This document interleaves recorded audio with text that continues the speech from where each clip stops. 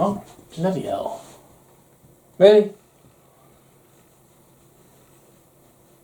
Hi there, Malcolm here with my 103rd Booktube video, and today I'll be bringing you June's wrap-up. 12 books to get through, so let's get cracking. First up, I finished the last of the Star Wars Tales volumes. These are a series of short stories written in graphic novel form, in and around Star Wars, and they may or may not be canonical, depending on what the story is.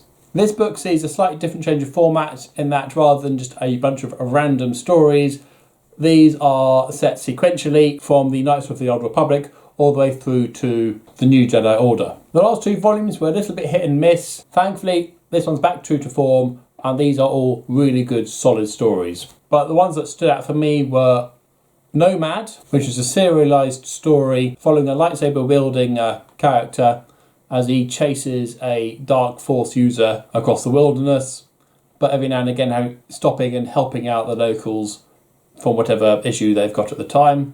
A really enjoyable story with some good twists and turns in it. I really enjoyed Fett Club, which is a silly, non-canonical story where a bunch of bounty hunter wannabes all club together at what appears to be some sort of initiation place and are systematically wiped out by Jango Fett. Lots of things to spot in the background, lots of silly characters, non-Star Wars related stuff as well. I think there's a Dalek in there with a Mandalorian helmet on the top, but a lot of fun was had with that one. And Marooned, set after the Return of the Jedi, which sees a rebel trooper and a stormtrooper encounter each other on the forest moon of Endor, having both been pretty much left behind by their respective sides after all the fighting. So one of those odd couple type stories, really fun. I can't see why it can't be canonical, and it even references the Ewoks cartoons, which was nice.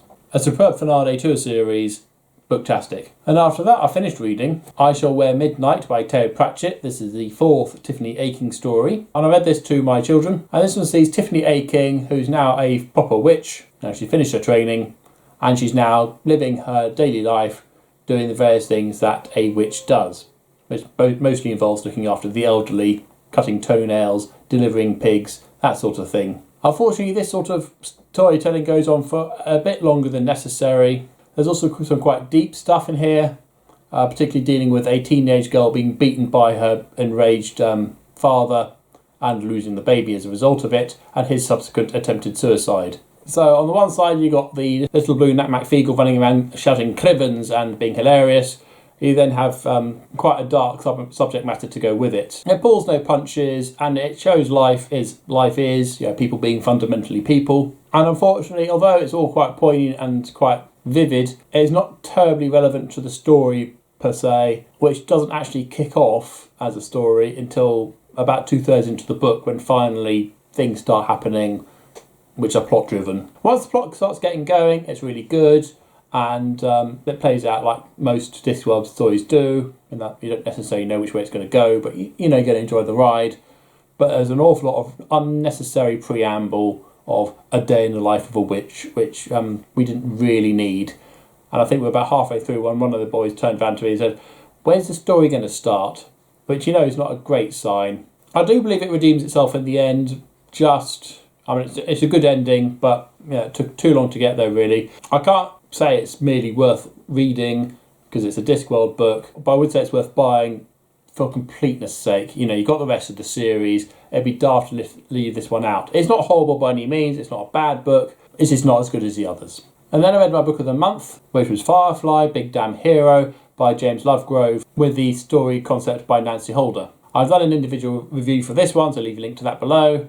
So go check that out if you want to know what I thought of that. And after that, I then read Star Wars Legacy Book 1, Broken. I can put my hand down, I don't have to hold that one. These are possibly my favourite stories from the Star Wars universe. I collected all 50 comics of this run, and they follow Luke Skywalker's great-great-grandson, Cade Skywalker, in a very different galaxy to the one we know and love. The Ooze and Vong have been and gone, or are still here in certain respects, with the galaxy forever changed, and there's a new empire, headed by Emperor Fel, and protected by the Imperial Knights, who all wield white lightsabers. So the Sith are back in a big way, and Cade Skywalker is here to save the day, except he really doesn't want to. He's grown up as a pirate, and he collects bounties on people, takes drugs, and doesn't do anything for anybody. Certainly one of the more interesting characters created for the Star Wars universe, and one that dances over the light and dark side at will. So book 1 introduces all the characters, gives Kay Skywalker a bit of a backstory, and sets everything in motion as the galaxy is divvied up between the Sith,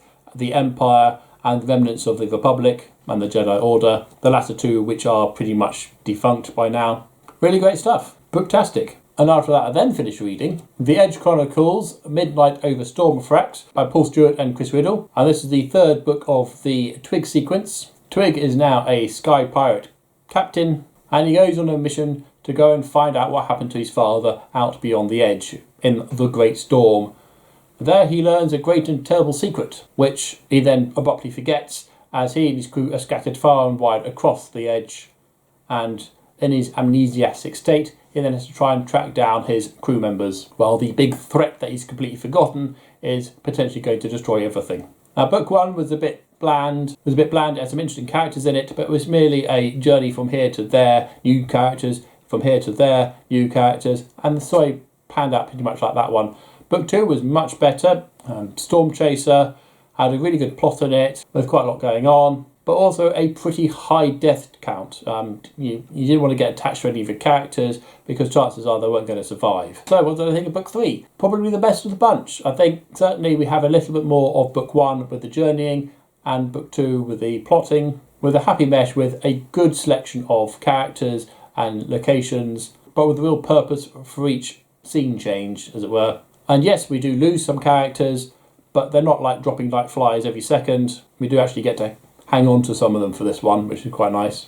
Not all, but some. And we both really enjoyed it. Worth reading. And as a trilogy, I think it's worth reading as well. Really good stuff, but a lot darker than the cheery front covers tend to suggest. And after that, I then read Star Wars Legacy Book 2, Shards. Now when they do a run of comics for a series, particularly one that goes on for as long as it does, they do quite often put out some standalone or 2-issue arcs. This is a collection of some of those standalones and short 2-issue arcs, which aren't necessarily comics 5 to 8, but a smattering throughout the next few issues, all bound up into this one volume. So it's more of a series of short stories, all set within this time frame. Introduces a stormtrooper character in Noob, and you get to see how the stormtroopers operate in this new galaxy while working under the Sith. We get a bit of backstory behind some of the other characters that's going on while the first book is happening. It introduces a new bounty hunter, and it basically fleshes out the new galaxy nicely. So like its title, it is shards of lots of different stories,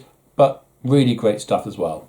Beautifully illustrated, booktastic. And after that, I then read Silverthorn by Raymond E. Feist. This is book 2 of the Rift War saga, with events that take place about a year after the events of book 1, Magician. So it's been a year after the Great Rift War. The rift is now closed, and peace has settled on the land. The king and his brothers have travelled across the land, seeing to all their kingdoms, allowing people to all pay fealty to their new and loving leader. And then a wedding is planned. However, for unknown reasons, a dark force is intended to kill the king's brother, misses and fatally wounds the bride, meaning there's a mission to go and seek out the Silverthorn, a magical flower that is the only known cure. And that is pretty much the story. So very much got a Sauron character building up his forces somewhere in the darkness. We don't know who that is. It's not Sauron, obviously, but some big bad is getting ready to do something bad.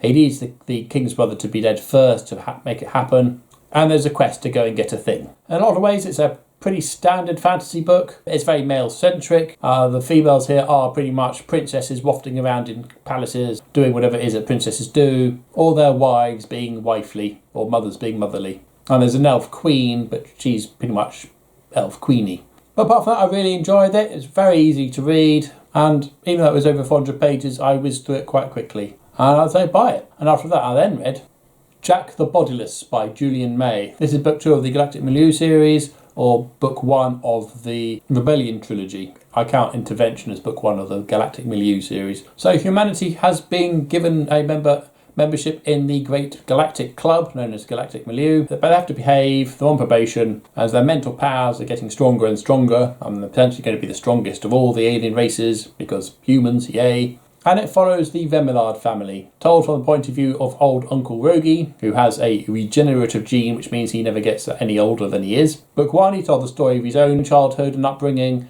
and the birth of his nephews and nieces, particularly of his older nephew Dennis, who's the father of parapsychology, and Dennis's brother Victor, who was the outright villain. In this one, Victor dies at the beginning, but his evil never goes away. So while humanity is getting ready to be part of a great big galactic club, people are being murdered. At nearly 600 pages, this is quite a thick book, in which not an awful lot really happens, but I don't care about that because it's the characters who are the main thrust of the story. And interestingly, although the book is called Jack the Bodulus, he himself is not born until about 3/4 of the way into the book. But it's a good build up to there. And of course, once he does enter the scene, things get really interesting. This is a reread. I was quite impressed about how much of it I had remembered from before and what things I'd forgotten. Really enjoyed reading it again. And this is a book series that could really well benefit from being a TV series. Booktastic.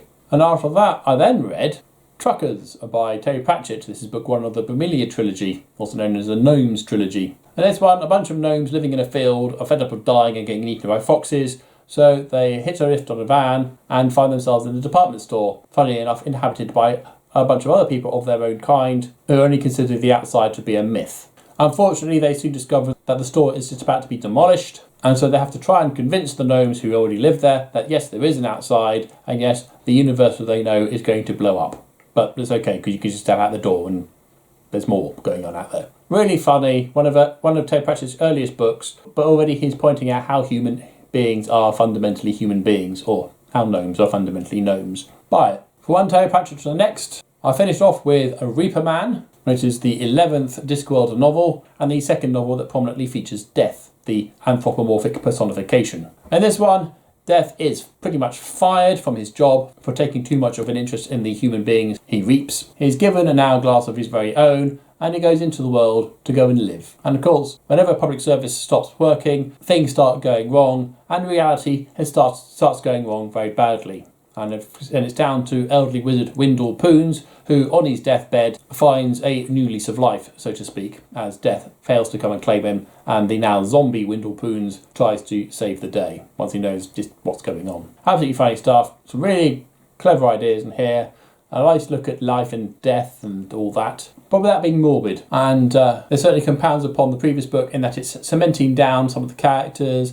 The faculty of the Unseen University are now standard. The death of rats is created in this one, and the father of the inventor of the steam engine in raising steam is also in here, inventing the combine harvester and wondering how he can get it to be pulled without horses. So certainly some seeds of later stories are born in this book, as well as cities. Going to be booktastic. And after that, I then read Star Wars Republic, The Stark Hyperspace War. Now, admittedly, this was a slight mistake. I meant to read Emissaries to Malastair, but knew this was the one I hadn't read either. So I read this one as an ebook off an online comic reader. And in this one, a newly recovered Ayla Secura, who has had her memory wiped and is beginning to remember stuff, is given the account of the Stark Hyperspace War by Mace Windu and some of the other Jedi. And so it's a flashback episode with floating heads of the various Jedi as they tell the story.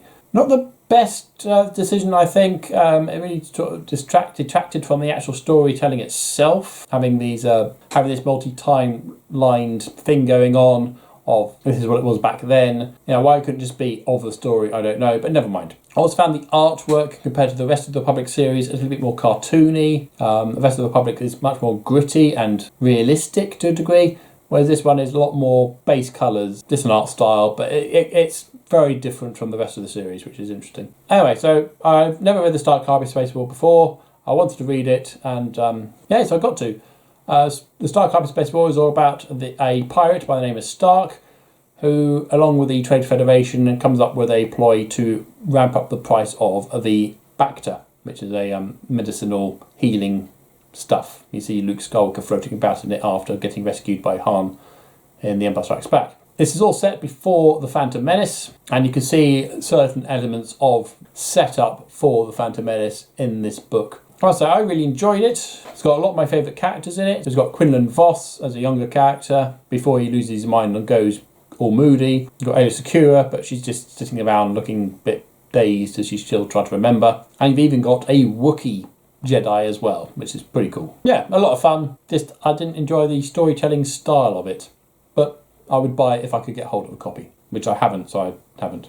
And then finally, I then read book 3 of Star Wars Legacy, Claws of the Dragon. Book 1, Cade had handed in a Jedi as bounty, and having been reunited with his long-lost Jedi master and friends, he's beginning to feel a bit guilty about that and has decided to go back, sneak into the Sith temple and rescue that Jedi. Needless to say, he gets captured, and then Darth Krayt tries to teach him the ways of the Sith.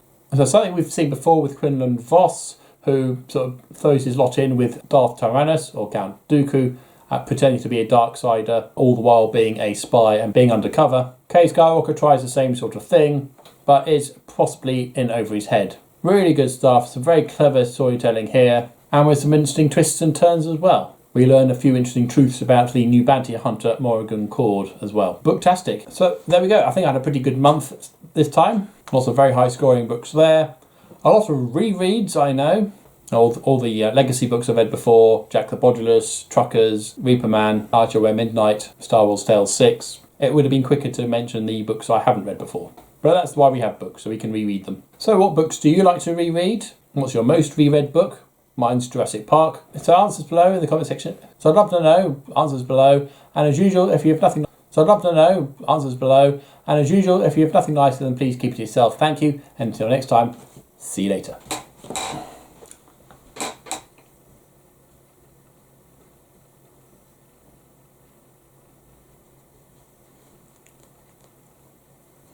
We've seen this poser.